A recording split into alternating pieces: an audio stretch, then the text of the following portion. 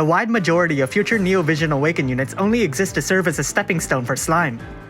After all, you can't spell smile without slime.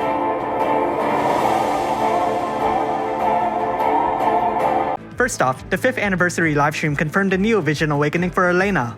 I anticipate she'll be announced soon for Clash of Whales. Her base form will focus on ice and light hybrid damage, with the ability to grant a human and demon killer buff to your allies. She'll also have several passive effects that buff her strength in advantageous scenarios during Clash of Whales, which is explained in this livestream nutshell video.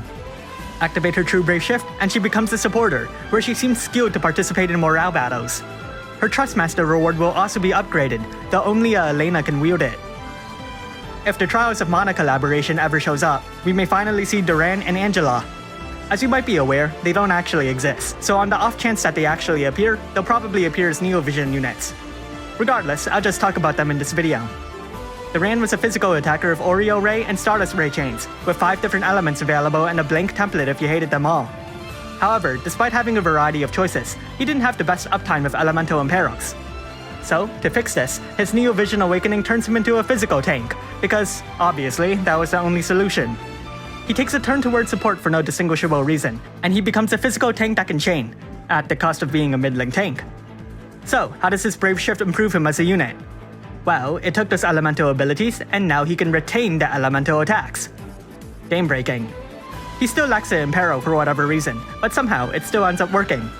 He has an Absolute Mirror of Equity ability that buffs his Limit Burst, which deals a finishing blow that only gets stronger with each use. Oddly enough, he's surprisingly powerful and ends up being a pretty good unit altogether. Angela could use Ice, Earth, and Dark Magic Chaos Wave and Chaos Wave Awaken abilities, and an additional Oreo Ray attack that used all elements, which is a cool idea, but flops in actual battle. So, to build upon this, her Neo Vision Awakening gives her a physical Absolute Mirror of Equity attack that deals magic damage.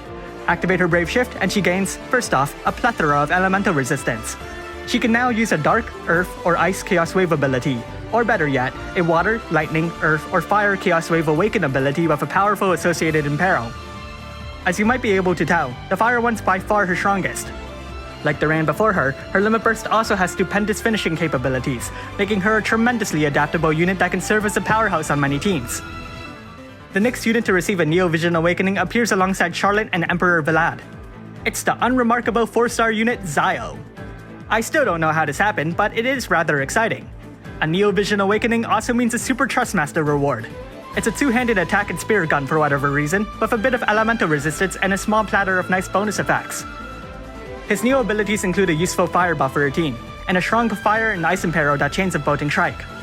He has some interesting passive buffs too, like a normal attack that enables a counter on your team, and a weak but automatic full stat buff. Activate his Brave Shift, and he becomes a surprisingly strong supporter, with high fire, ice, and dark elemental resistance buffs, weapons against demons, some specific support effects, a ice buff to go with the Imperil, and a strong single target offensive buff. His Limit Burst has another supportive effect, and though it's not the best thing out there, it has some inspiring potential. Sigard received his Neo Vision Awakening alongside Ibarra's release. That probably won't happen here. One commenter made a good point. He might be released with one of the global original fan design units later down the line, a notion that I'm willing to back. He was already a stellar physical tank as a 7-star, so it makes sense that his buffs are relatively tame in comparison. They do turn him into an even better tank, with some support abilities that chain with Stardust Ray and Absolute Mirror of Equity to boot. Activate his Brave Shift to turn him into Veritas of the Earth. While he does become a better tank against human enemies and carries some situational yet incredibly useful support buffs, he can't actually keep the incredible mitigation buffs up the entire time. He does have a very interesting ability that imbues Earth onto your enemies, forcing them to deal Earth damage, and raises the rest of your team's Earth resistance to Earth attacks by 100%. This can be very advantageous in certain scenarios, but the entire effect only lasts for one turn, so you have to make it count. In case you were wondering, Sigard himself absorbs Earth damage in this form. The Final Fantasy VII Remake banner gives a Neo Vision Awakening to 3 units. Rufus Shinra gets an ability that inflicts a 130% Lightning Imperil and chains of Stardust Ray. He gets a lot of passives as well, including an automatic 70% full break. Activate his Brave Shift and he gets a dog. He also gets to use self-chaining dark attacks, though he loses his lightning and fire abilities. Reno also receives a Neo Vision Awakening. He gets a lightning ability that chains of Oreo Ray and Stardust Ray, bringing his chaining capacity to 4. He'll also automatically activate a 70% full break at the start of the battle. Activate his Brave Shift and he gets a dog. Wait. The pair can deal self-chaining attacks that deal magic damage, though they're locked into Earth or Wind. Their Limit Burst, however, isn't locked into either element, and is mostly there to provide the Imperos. Remake Barret is the last of the three from Final Fantasy VII Remake. He gets one really specific ability that makes him stronger. Activate his True Brave Shift and he turns into a physical tank. Truthfully, he's not a very exceptional physical tank, unless you happen to be fighting a beast or a machine, but I suppose that's what you trade for a True Brave Shift. Season 4's release marks the Neo Vision awakening of Blue Mage Fina, because I have no idea why. She gains a light buff, a killer buff, and a triple cast, though her other abilities haven't been buffed at all. Activate her Brave Shift and she becomes a physical damage dealer. She has a very simple moveset that consists of buffing and spamming the ability that chains of Absolute Mirror of Equity. Her Limit Burst actually chains of Extreme Nova, which is kind of cool, except for the fact that there haven't been any units that chain of that family for a while now. Final Fantasy Hero Zero sees Queen receiving a Neo Vision awakening. She shifts towards lightning damage that chains of Bolting Strike, and boasts a super Limit Burst that deals lightning damage and chains of Protector's Bayonet. Machina also receives a Neo Vision awakening, and at first glance he's just a fire copy of Queen.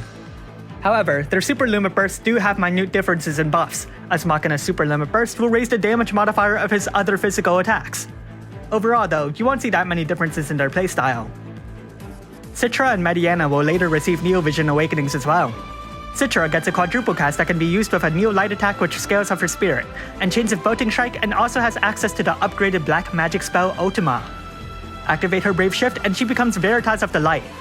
While she does gain some evoke damage options, her ultimate damage output is fairly unimpressive, and while she does have some other interesting abilities, you'd be hard pressed to choose her over many other units. Mariana, on the other hand, absolutely soars in damage compared to other Neo Vision units. She's got some simple buffing abilities, which can be used with an upgraded Freeze or Ultima, or, more tempting, a Super Limit Burst, a powerful ice attack that chains of Protector's Bayonet. The reappearance of Season 3 brings a Neo Vision awakening for Daisy and Clem. Daisy becomes a much better physical tank with an ability that grants stat buffs, general mitigation, and physical mitigation in one go. Activate her Brave Shift and she becomes a more focused physical tank. She has some niche defensive applications like 100% light and earth elemental resistance, and a one-time 99% physical and magical mitigation buff against stone and fairy enemies. She can lower the enemy's earth resistance with her earth attack which scales off her defense and chains of Bolting Strike, though she's not an incredible damage dealer. But she does have a nice set of magic spells, with a green magic spell that lets her team deal earth damage and raises it by 15%. The magic spells are available in both forms too. Cleom's Neo Vision awakening doesn't grant her any new abilities in her regular form, just a regular upgrade as you might expect. But she doesn't exist in the global version, so I'll give you a quick rundown on what she can do. She's a fire, ice, or dark physical damage dealer that can chain with Stardust Ray. She also has some support abilities, boosting your team's Limit Burst gauge fill rate, curing any attack or magic breaks, granting them a machine or Reaper killer buff, and curing Stop or Charm. Activate her Brave Shift, and she becomes a powerful dark finisher that can chain with Absolute Mirror of Equity, boasting a Limit Burst that gets stronger with each use. The Dragon Quest collaboration shows off some of my favorite Neo Vision awakenings, Dragon Lord and Slime. Dragon Lord gets a literal quadruple cast, a store, and a cooldown ability that greatly boosts his strength. His passives, of course, also receive Neo additions to really solidify his viability. Activate his Brave Shift, and he becomes a literal dragon. As a literal dragon, he could deal devastating magic damage that either chains of Bolting Strike or Chaos Wave awaken. The latter one is locked into fire, while the first one can be altered, and really goes the extra mile in making sure the enemy gets hit. His Limit Burst is also very strong, with a low cost to boot, though his innate Limit Burst gauge fill rate isn't too high in this form. And then we've got Slime. I don't think I need to explain this one further. There's another Trials of Mana collaboration that'll never show up, but there aren't any Neo Vision awakenings here so I could skip that. However, Final Fantasy X has recently announced a Neo Vision awakening for Star Player Tidus. His Super Trustmaster reward can be upgraded further, but there's not much information on his actual abilities. He does get a Super Limit Burst that inflicts a massive 135% water and light imperil, a 80% defense break, grants himself a fairy and beast killer, and then he gives Yuna a high five. And that's all the units that will receive Neo Vision awakenings in the near future. Keep in mind that we do have other global original units, though it's anyone's guess as to which unit will receive one next. Thanks for watching, and if you like this video, make sure to leave a like and subscribe. Feel free to comment below. Are you keeping tabs on any of these units? For me, it's definitely Slime. I've always felt that Slime was the quintessential stereotype of an omnipotent being, and it's great to see a game that finally delivers on some proper representation.